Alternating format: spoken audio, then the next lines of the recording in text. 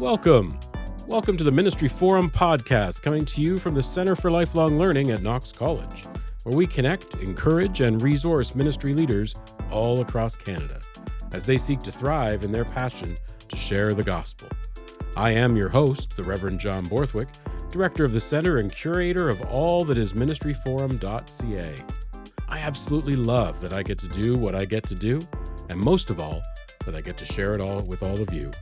So thanks for taking the time out of your day to give us a listen, whether you're a seasoned ministry leader or just beginning your journey. This podcast is made with you in mind.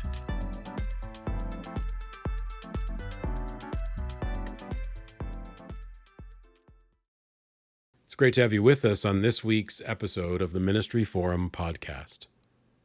These early episodes are kind of an experiment for us, so we'd love to hear your feedback on whether or not this is the kind of content that you'd hope we would bring to you, either occasionally or on a regular basis. And so this week, today, we're bringing you a conversation that we hosted way back on November 1st, 2023.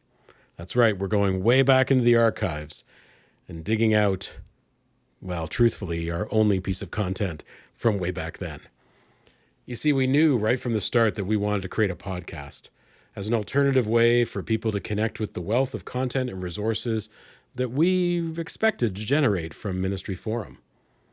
And we know that lots of people learn much better by listening. And a little bit of an insight into me, I rarely listen to music. I know, I can hear the collective gasp from some of you. You see, if you see me wearing AirPods, I guarantee I'm listening to a podcast or an audiobook. And yes, you'd be right if you said, is that at 1.5 speed, John? It certainly is. So this week, we are going to share the recording of our interview with the Knox College alumni, the Reverend Dr. Grace Junsun Kim. She so graciously gave of her time to be our first ever Ministry Forum podcast guest. And oh my goodness, Grace is a pro at this stuff. Before there was a podcast, Grace was our chapel guest at Knox College in mid-November last year. She preached a sermon, and then she took time to sign some books. She wanted to convene a conversation with some of the Korean students who study at the college, and Ministry Forum was delighted to offer some free copies of Dr. Kim's books to the students who attended that day, as a bit of a gift and a memento of the time shared with Dr. Kim. It was so fantastic to see Grace after so many years and to reminisce about our time back at the college way back in the early 1990s. I loved the reflections that she shared about writing as an academic, and you can note maybe a bit of my naivete when I asked her, so why do academics write books? Is it for the academy or for the world? I so appreciated what she had to say about her book, Invisible, and her thoughts on theology as written by old, white, Eurocentric men. You are in for a treat. Now, for the sake of time, since we talk for about 45 minutes or so, I'll leave her introduction to the recording itself. And in the podcast notes, you'll find them there at our website. Now, just an apology for technology. The audio quality, due to bandwidth issues on both ends of our Zoom call, it kind of cuts out from time to time. So try to be patient as you listen, because there's some really, really great stuff in this conversation. Welcome, Grace. It's so good to see you and good to be with you after a long season of not seeing you, but I've seen you tons on social media. So welcome to the Ministry Forum's hosting of Grace Kim. She's the Reverend Dr. Grace Junsun Kim. She is all sorts of things, a professor, an author, an editor, a podcaster, everything is Grace. And so Grace, it's a delight to be with you. I realize you've published 22 books since probably we last saw each other in person. So that's pretty darn amazing. I haven't published one. I don't know if I've written much either, except for sermons and stuff like that. But I thought we would maybe start just our conversation around catching up. You graduated with your MDiv from Knox College in when? 1995. So, John, thank you so 1995. much for having me. This is such a pleasure to be on your Ministry Forum podcast. And congratulations on this new position. I'm so excited that Knox came up with this position. I think it's something that was needed at Knox. I wish it was there when we were both students at Knox. So, congratulations. It's such a joy. And already you're just been like hitting the road, like running and doing so much. So, thank you so much for inviting me on your podcast, on the Ministry Forum podcast. And thank you for saying that I'm everything. No one has ever introduced me that way ever as either on a podcast or when I'm preaching or lecturing. So that means a lot to me. So thank you, John. Yeah, so I graduated in 1995. And I don't know when you graduated. Was it 1997 or 6? 1998, I graduated with my MDiv. Oh, okay, okay. So I think our time overlapped because after I finished when I graduated in 1995, I did the PhD program at TST, well, St. Michael's, University of St. Michael's College. And I think, I studied so much at Knox Library, well, all the different libraries, but I was there a lot at Knox. So that's why our time and we overlapped in different ways. And so how do you go from doing an MDiv to doing a PhD to then going on the trajectory you've gone on? Because I mean, I've only followed you because you are a prolific poster of things. I'm not a huge Facebook guy, but I've gotten back into it and Instagram. And I know I've, in a weird way, I haven't stalked you, but I've certainly observed the spaces and places you've occupied. Like you've hung out with the Reverend Jesse Jackson over the years. You've done many trips all around the world. You're often at conferences. I really enjoy Homebrewed Christianity and Trip Fuller. You've been a guest on his podcast many, many times. So how do you go from little old Knox You to know what? where you Yeah, are today? I just I never, I'm a good planner, but I never planned my life and I never thought it would be like this. I never thought I would be here in the States. So after 1995, I graduated with my PhD in theology in 2001. I had two children during my PhD program, so it was not easy. It's a miracle that I even finished the program. I took time off in the middle of the program to have these kids, but I still managed to graduate in 2001. So that was about 6 years. And I moved, and then I had another one after my PhD. So I have three kids. I never thought I'll have three kids.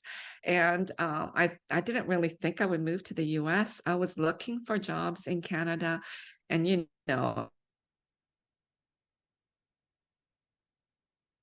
2004. And I remember telling myself if I retire and I've written three books, I will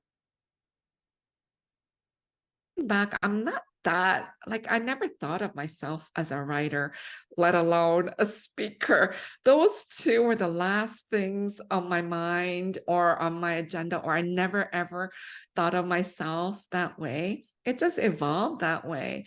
My first book, The Grace of Sophia, came out, I think, 2002. So right after I graduated from my PhD program, and I thought, you know what, I'll just write another book somewhere down the road on wisdom Christology, because the first one is called The Grace of Sophia, and it was on wisdom Christology, and I really liked it.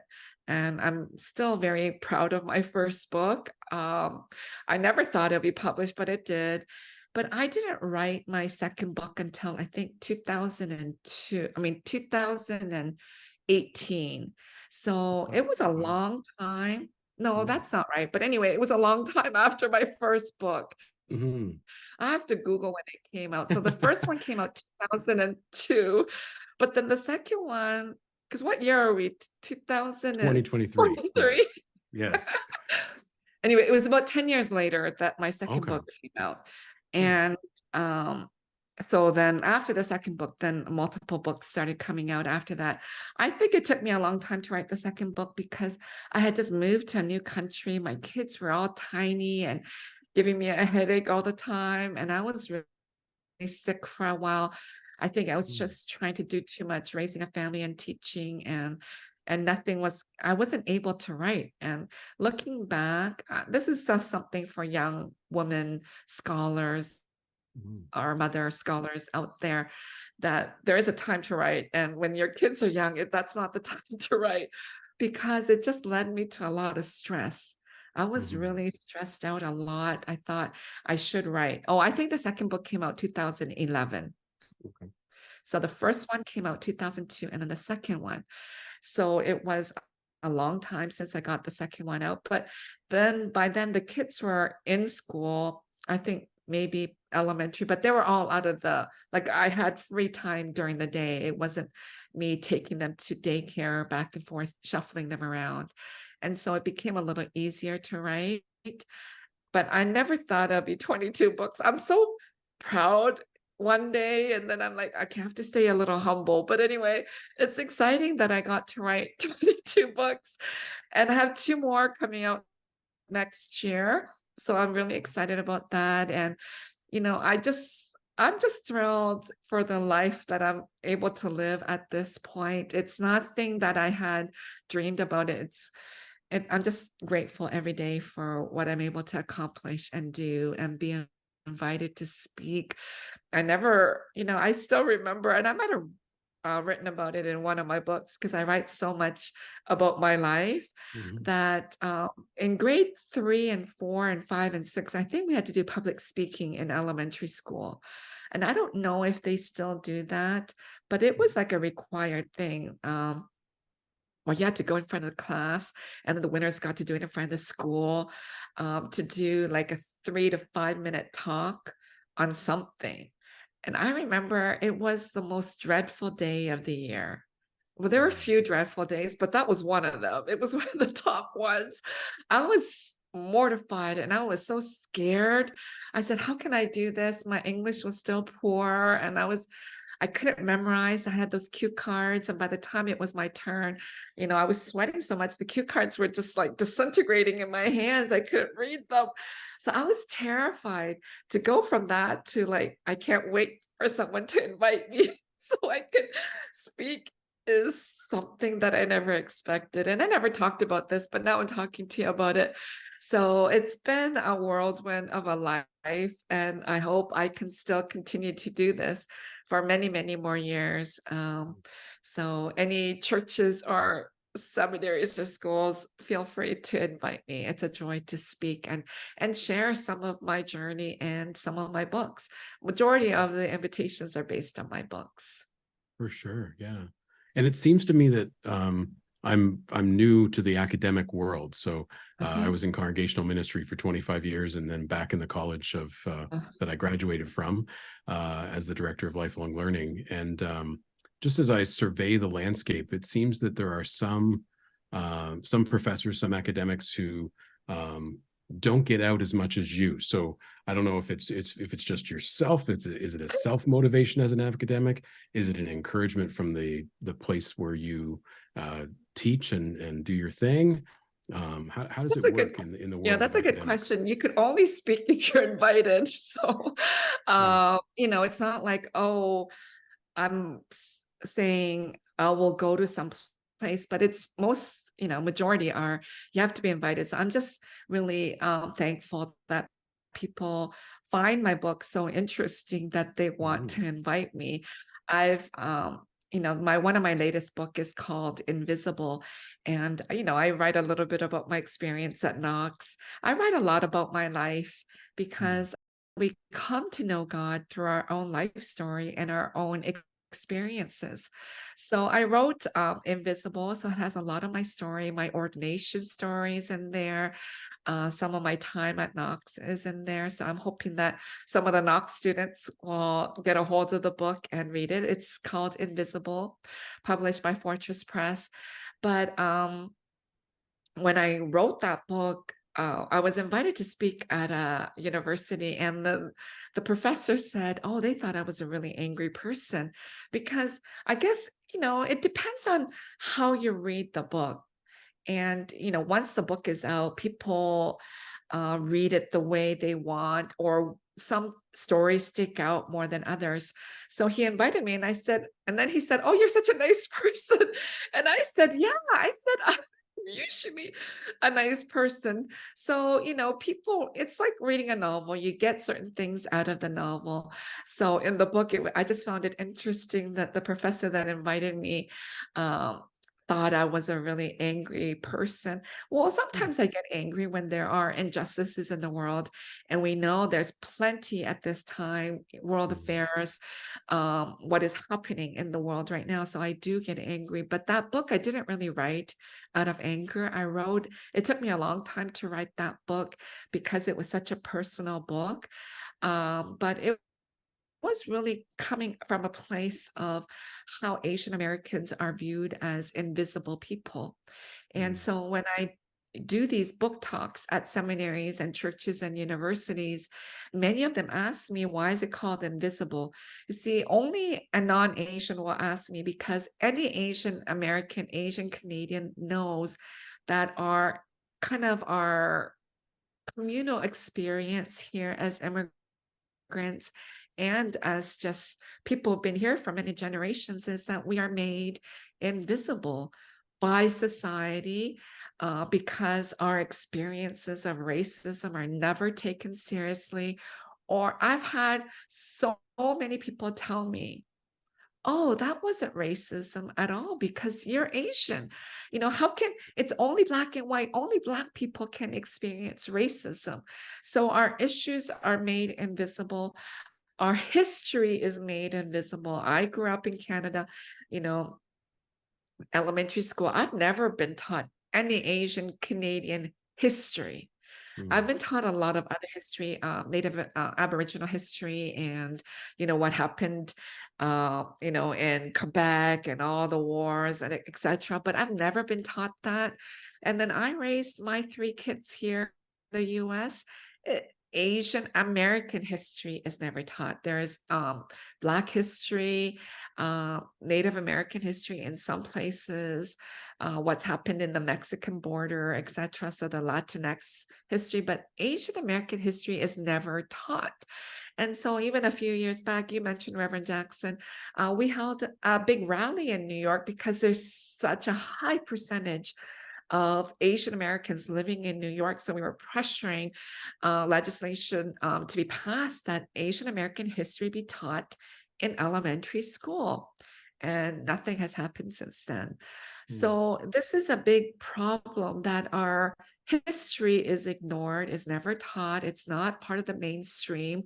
And we've been here for a couple hundred years here in the US or even longer, but it's not being taught.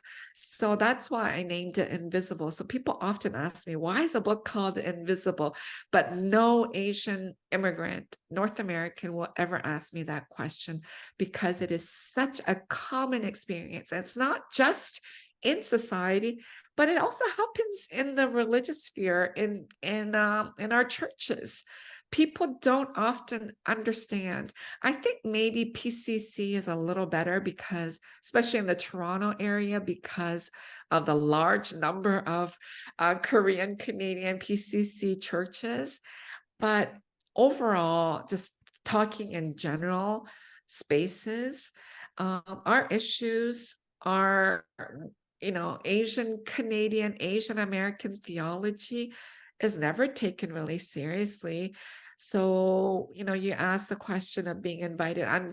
So anytime someone invites me, either for the book Invisible or any other book, I am really thrilled. So I'll be, at Western University in London, Ontario.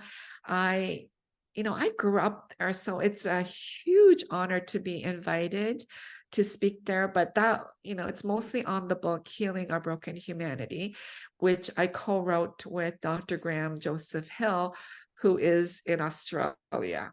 So Hmm. I've co-authored some books. I have co-edited some books and etc. But it's always a joy to kind of work with other scholars. And so, Dr. Hill always says he never gets invited. So I feel bad because we Hmm. co-wrote the book together. But Australia is much like Canada. It's a very small Hmm. country. Mhm. Land-wise, it's huge, but population-wise, it's small. So he always complains that I get invited and he doesn't. But it's, there's many factors involved. US, it's a larger country with more population. But anyway, I don't know what the factors are, but I'm always so grateful and so honored when universities and seminaries invite me to do book talks, because it takes me so long to write the books. I'm Mhm. just grateful that people are reading it because you put so much effort and time into it. And then the fact that they want others to learn about it is a huge Mm. honor. And every day I'm grateful for that, for any invitation that comes my way.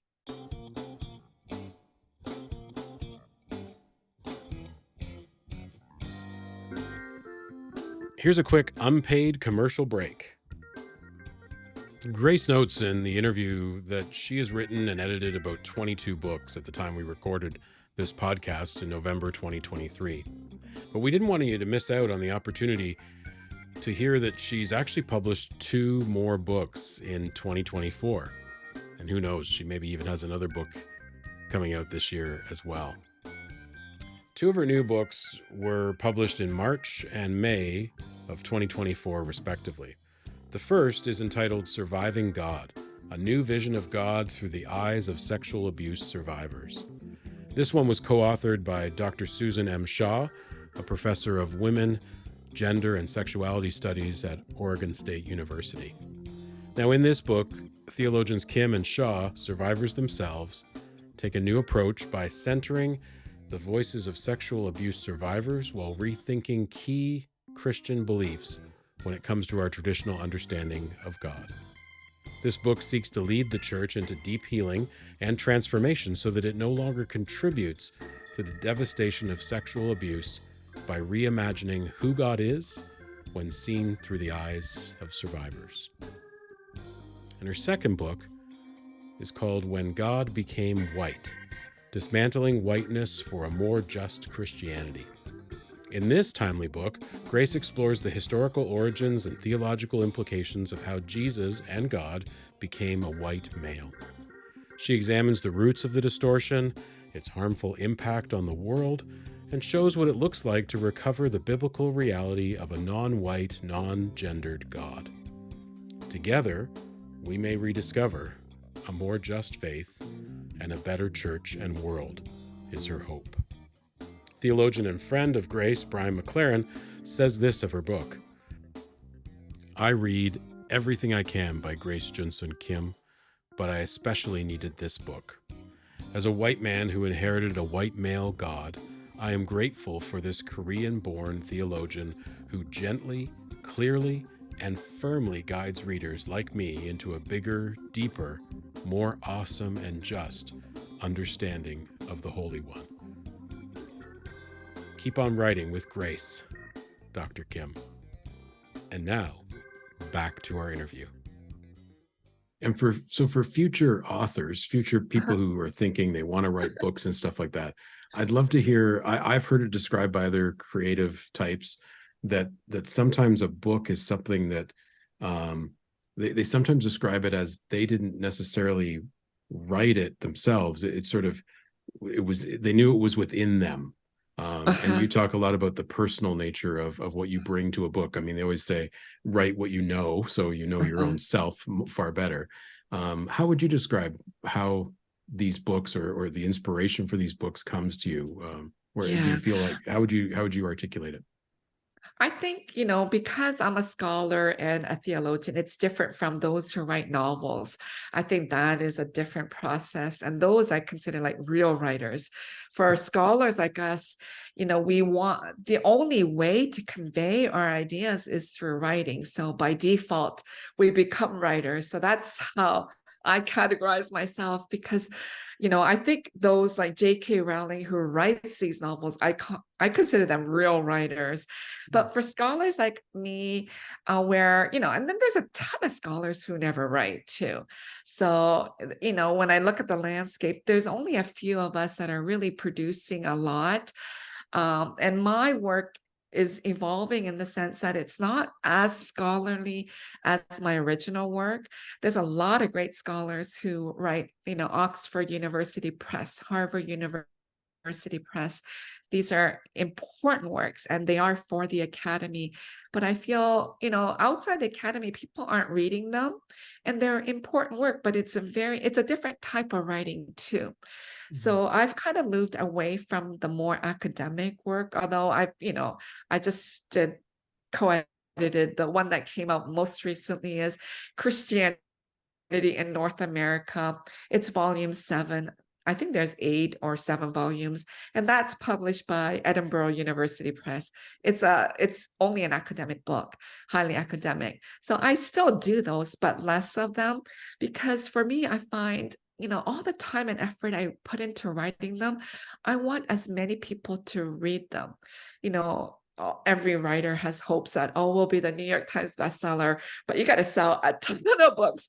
I'm not there yet, but that's something that many of us aspire to.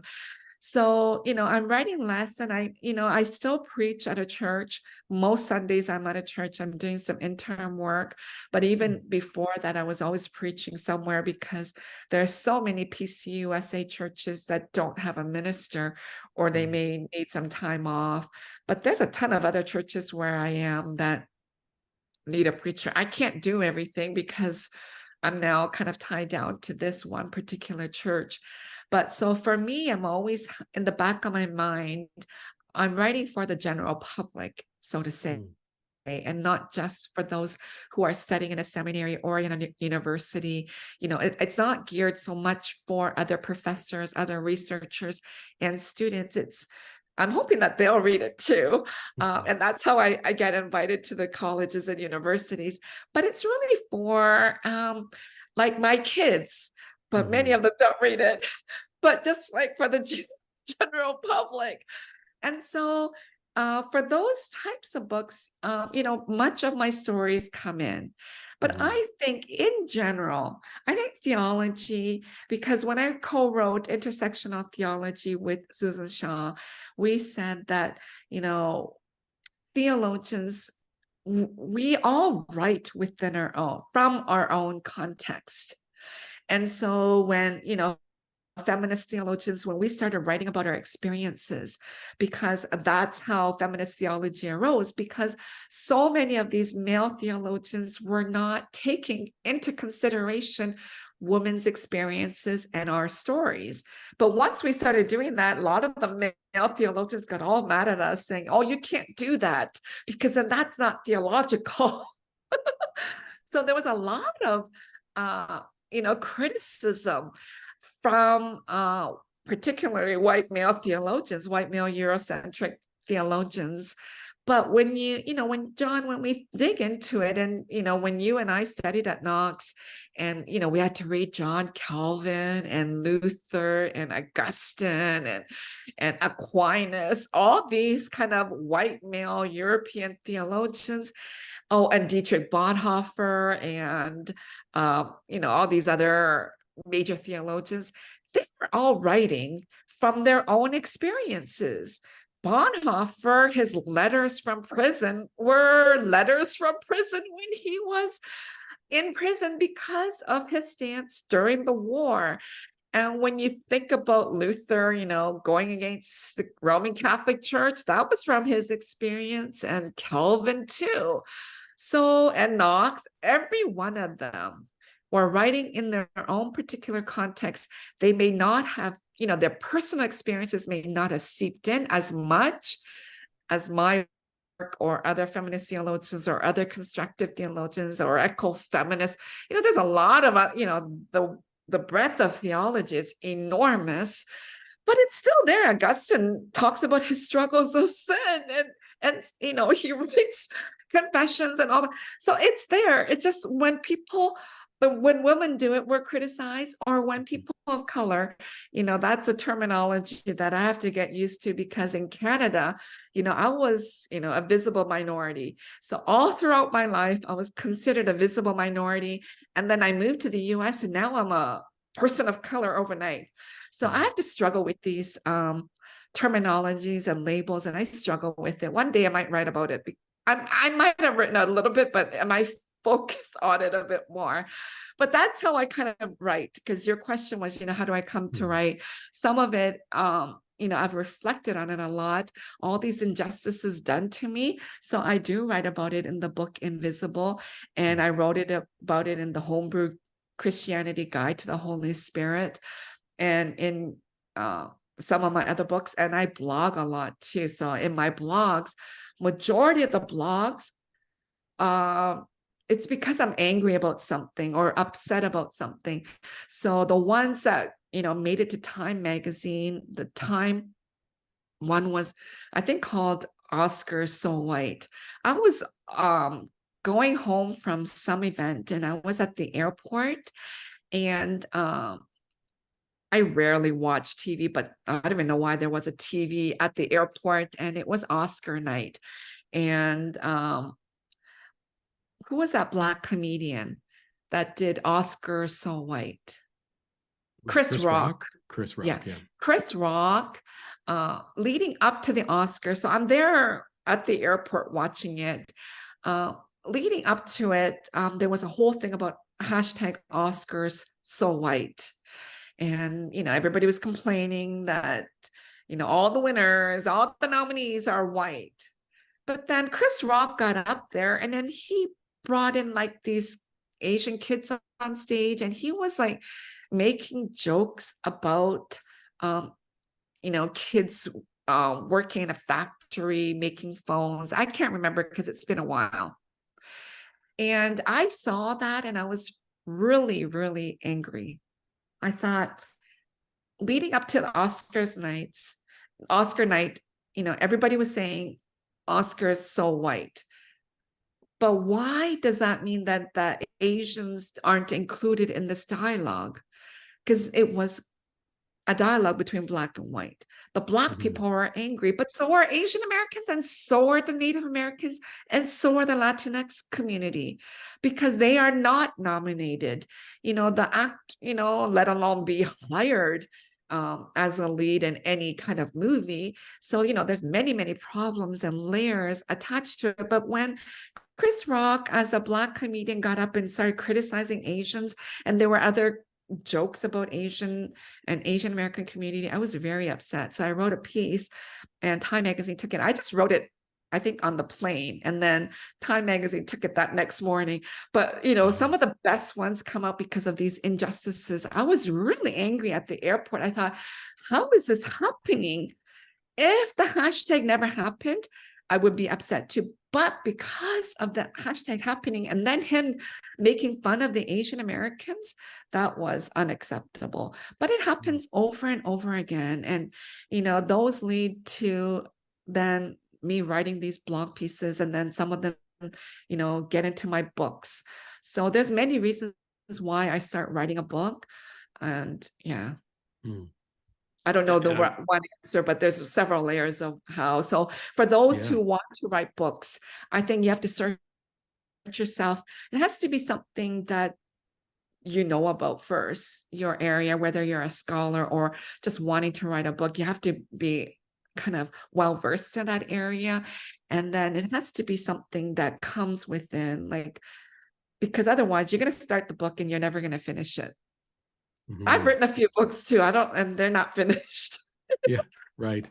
And one day I think I'm going to go back. But I think if there's no kind of importance either on the topic, or if it's not coming from within, I've started many books and they're not done. Yeah, they're still germinating, or they were never meant to be, I guess. Both. Some are germinating, and I may finish it, but some, I think that the desire or the drive is not there because it's not coming from this part of life where you find it very important. I find all of my books important, whether people find them important or not, but they're all because I'm trying to either tackle a theological topic of dismantling racism, dismantling sexism, the books that are coming out in 2024. One of them is Surviving God, co-written with Mm-hmm. Susan Shaw, and that is dealing with sexual abuse that happens in society, but then also in the church. You Yeah. know, we know the Roman Catholic Church, it's enormous problem, but it's not just their problem. It happens in all of our churches, and pastors and youth leaders, they get away with it in many cases, or the churches just think it's not a big deal. So we Mm-hmm. wrote that because of what's happening. And then the other book that's coming out is called When God Became White. That wasn't Mm. my original title. Surviving God was our original, I think it was our original title, but you know, publishers have the last word at the end of the day. Right. And a few books I fought, and other books I just let it go. It's not even worth fighting. The book Invisible, they took that title, and I was happy, because if they changed it, I would have been really upset, because the whole crux of our experience here in North America is invisibility. So I was really glad that they took it. But When God Became White, that wasn't my original title. It was called Whiteness. And they came back and said, oh, it's such a general topic. And it's true, you know, sociologists write about whiteness, psychologists write about whiteness, religious scholars, theologians. So they came up with When God Became White. And I Mm. didn't like it because it's so long. I'm always thinking of hashtags for my books, and it was too Right. long.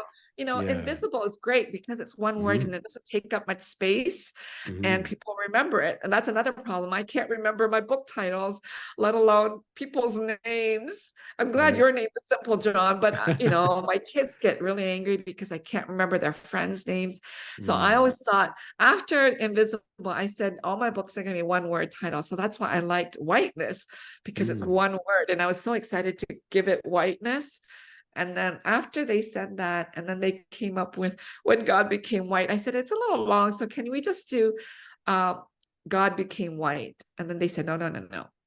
The term Mm. when is very important. So now actually I love the title. It's a Mm. huge hashtag, so I might not use it as a hashtag. But anyway, Right. I really like it because it gets to the crux of it, because I was trying to figure out why this racism is so prevalent in theology and in our churches. And Mm-hmm. it's because we have a white God. And Mm. the when Mm-hmm. is important because God was not always white. Right. Right. Yeah. So I'm excited about the book. I can't wait for the book to come out. You know, people are already now inviting me for podcast interviews on the Oh, book, great. and I'm so excited that people are already excited. It's not until May, so it's months and months away. But for people to invite me already for a podcast, I'm thrilled about it. It's certainly a very timely topic. Yeah. It's been prevalent for many many years. Oh I often yeah. talk, having ticking all the boxes myself Yeah. Mhm. of privilege and stuff. I came to a realization a few years back where there was a sense of, for my own personal journey, I needed to do the work, but Uh-huh. also being a church leader, someone who stands up in a congregation and leads a congregational community. There was a sense that you could never address the issues around racism or anti-racism. You could have, because of privilege, you had a choice to never address it as Mhm. a leader. And certainly as a congregation, many congregations would be probably aren't going to give you a hard time if you don't address it or don't speak to it. So several years back in the congregation I was serving, I decided that I needed to start speaking out about it much more, talking about it much more. And so it's amazing when folks like yourself create accessible books to begin to have those conversations in congregations, because it's such an important conversation to be having within our society, but definitely, as you say, within our church communities, because so many of the historical challenges and tragedies and horrific things that have occurred within the Christian church have often been a direct result of systemic racism that still Oh, yeah. exists to this day within our Oh, churches. yeah, it happens all the time. So I'm always grateful for white people who stand in solidarity with people of color to fight this systemic racism. It is prevalent. You know, when I think about religion, and, you know, I don't know how the academic um, sphere is in Canada because I've left so long ago. But here in the US, one of the first things, if they're cutting budget, is the religion department and the philosophy department. And many of them are already combined because they don't have the budget to have a religion department and a philosophy department. So they're the first ones to go. And when I think about that in the colleges, it's so important that we maintain religious studies or understand how important religion is and theology is, because it really determines so much of our actions. Here in the US, fighting what is it, abortion, and fighting climate change, immigration, all those, or fighting war, with what is happening now in Gaza, they, in the back of their mind, all the senators, all the representatives, in the back of their mind, what is determining how they're going to vote is all on how they understand who God is. If they see God as a white male God, of course, abortion is not important, women's rights are not important, and immigration is not important. And a white male God, oh yeah, we can go into war anytime, any day. Of course, we can spend millions and millions of dollars that we don't have, that we should use to help the poor. And here in the US, the big problem is the healthcare system, because we don't have the money to provide for healthcare, but we can engage in all these wars around the world. It is mind-boggling, but it is really determined by how we view God. And people will say, oh, the color of God or how Jesus looks like doesn't matter. I recently came back from Palestine, and Reverend Otis Moss the third was there. He's a pastor at Trinity United Church in Chicago, which is Obama's old church. His father, Otis Moss Jr., worked with Reverend Jackson, worked with Reverend Dr. King. So, and he shared the story. He preached. We were in Jerusalem, and he preached the Mount of Olives, and he said, and then I asked him, can I put in my book, When God Became White? But I don't know if I can at this point, but I got his permission to. But he's preached a story about how Jesus is white. So we've made Jesus white, and I go over that in my book. And then someone said to him, oh, it doesn't really matter how Jesus looks like, if he's white or not. He goes, okay, then I'll put a picture of Black Jesus at our church. And then they go, oh, no, you can't do that. As soon as you say it, people are all okay talking about, oh yeah, Jesus, it doesn't matter if he's white or not, but we've made him white. You can see the progression of him becoming white emperor of Europe. That's what he became at the end of the day. But once you say, okay, we're going to put a Black Jesus in our church, everybody is going to get all riled up and go, no, we can't do that.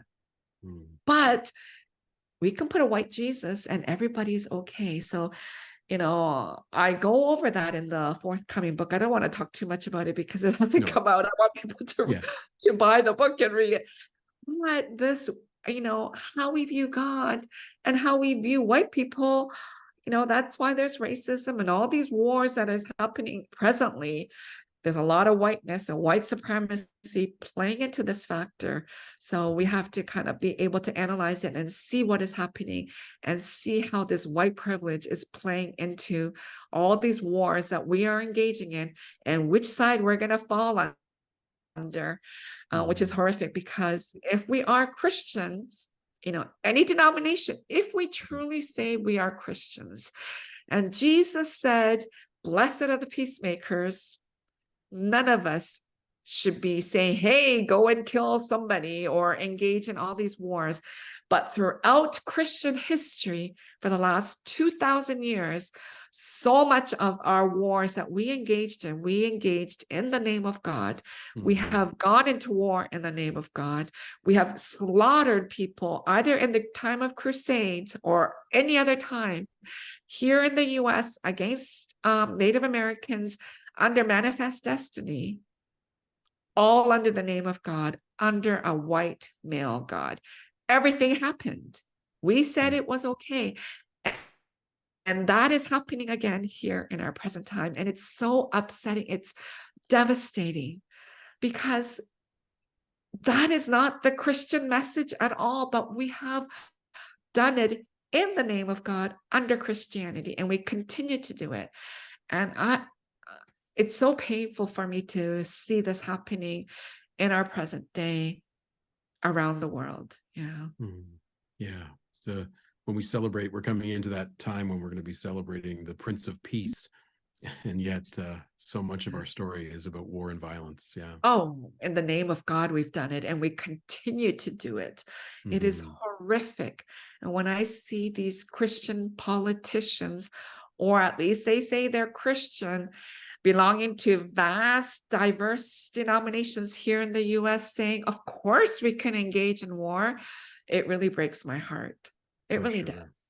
It, Yeah. Christ never said to engage in war. He said, blessed are the peacemakers. He lived under occupation, under the Roman occupation. He never wanted to engage in war with the Roman Empire. No, his message was always loving our neighbor and being peacemakers, sharing hope and peace with the world. And we have distorted the message of Christ in so many ways, unbelievable ways, in the name of whiteness, in the name of a white male God.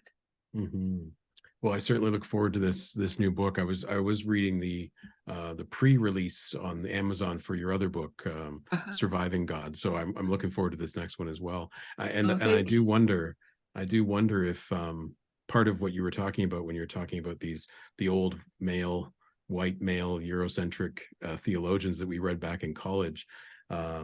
What's fascinating about those individuals, the way you were framing it, is their experience, like their personal experience or their personal perspective, essentially became the dogma of the church, Oh as opposed yeah. to the diversity of experiences out there. It's like, I've written a book and I've had this one experience and I've written several volumes of how I see theology, and now that will become what we all must affirm and salute every time. And Yeah, it's like and fascinating how that works.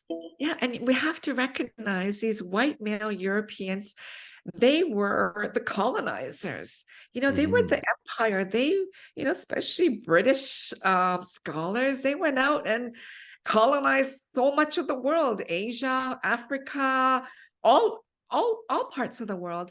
And we see this also happening here in the US, the American empire colonizing different parts of the world. So to read these theologians through the eyes of the colonized, of the oppressed, it's really hard for me to read some of them again, because they are portraying a white emperor God and a white emperor Jesus.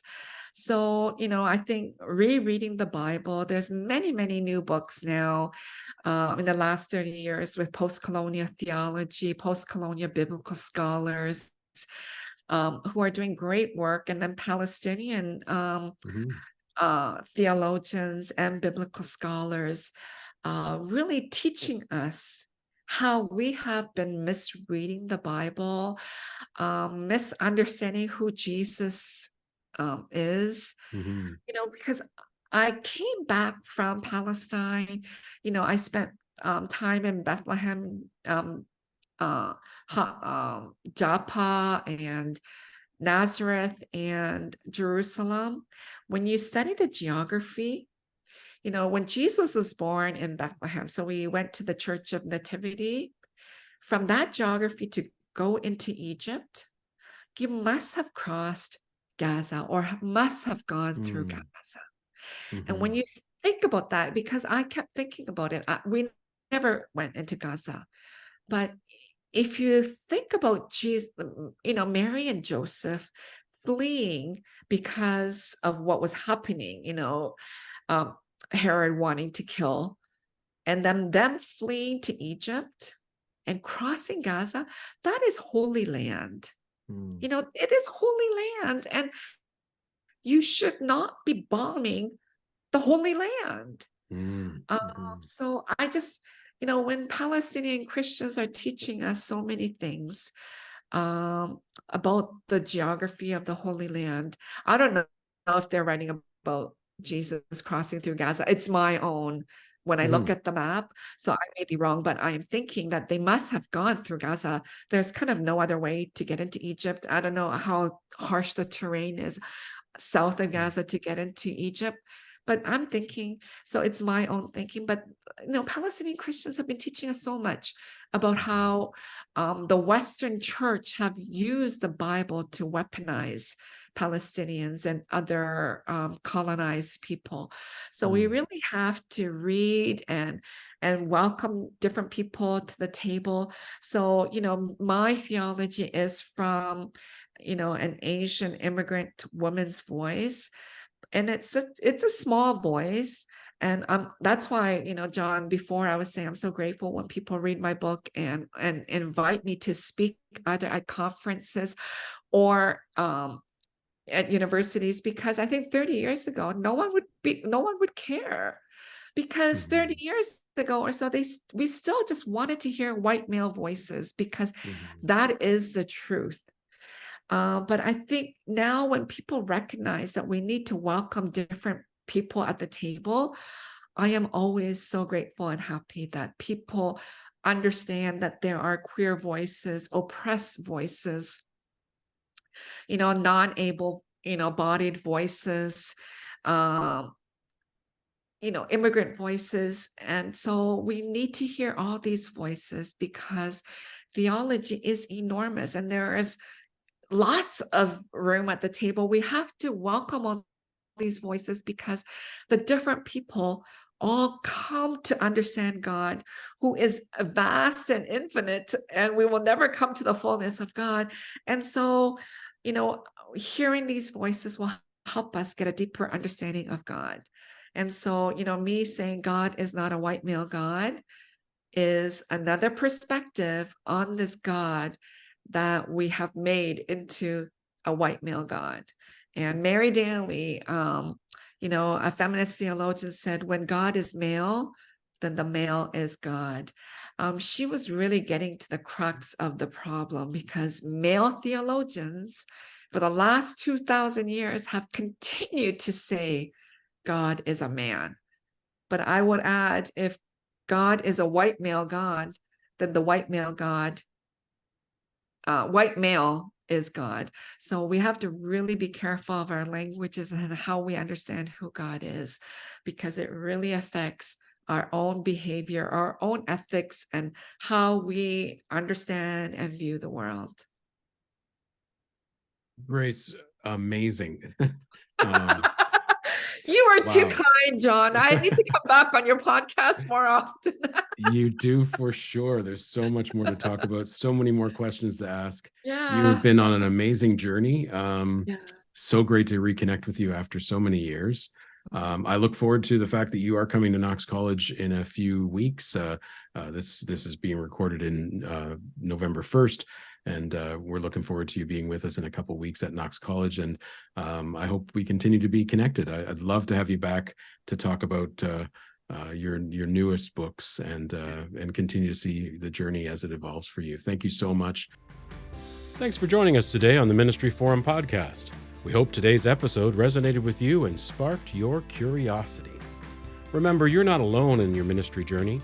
We're at the other end of some form of technology, and our team is committed to working hard to support your ministry every step of the way. If you enjoyed today's episode, tell your friends, your family, and your colleagues. Tell someone. Please don't keep us a secret. And of course, please subscribe, rate, and leave a review in the places you listen to podcasts. Your feedback helps us reach more ministry leaders just like you. And honestly, it reminds us that we're not alone either. And don't forget to follow us on social media at Ministry Forum on all of our channels. You can visit our website at ministryforum.ca for more resources, keeping up with upcoming events, and ways to connect with our growing community. Until next time, may God's strength and courage be yours in all that you do. May you be fearless, not reckless, and may you be well in body, mind, and spirit, and may you be at peace.